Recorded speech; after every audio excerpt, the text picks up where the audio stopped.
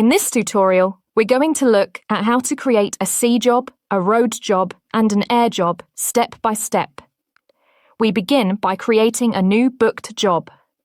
Fill out the fields on the left-hand side, working your way down and to the right. First is the customer reference. Next is the job type, where we can specify that the job is by land, sea, or air, and whether it's an import or an export. Status allows you to differentiate between jobs which are quoted, booked, or complete. Assigned to lets you assign the job to yourself or your colleagues. You can also select the sales manager associated with the job, as well as change the currency. In the second column, we can connect the job to a pre-existing customer. For a new customer which doesn't yet exist in the database, you can click the plus icon to create a new customer. When these fields are completed, click Create and select. In the third column, we'll leave the job basis as brokerage. Under load type, you can specify a full load or a partial load.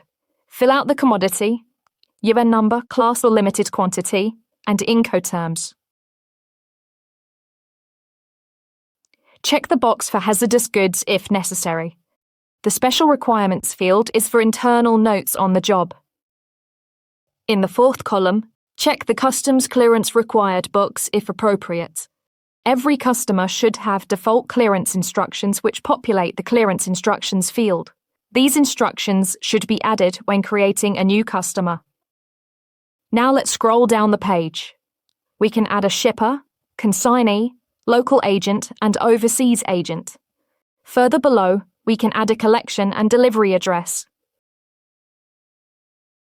Multiple delivery addresses can be selected, and each delivery address has its own transport instruction to a specific supplier, pickup instruction for the transport company, and vehicle details.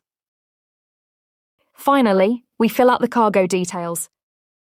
As we've selected a sea job, we can select the container type, as well as a container number, seal number, description of goods, number of items, total cube dimensions, and total weight.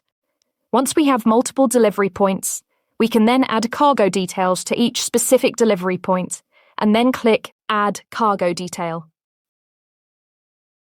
For road jobs, the cargo details will be different, and you will be able to select a truck type.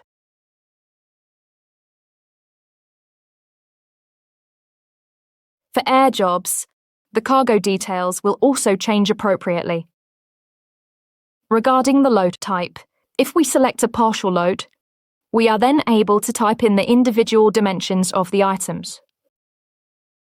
That will be all for this tutorial on road, sea, and air jobs.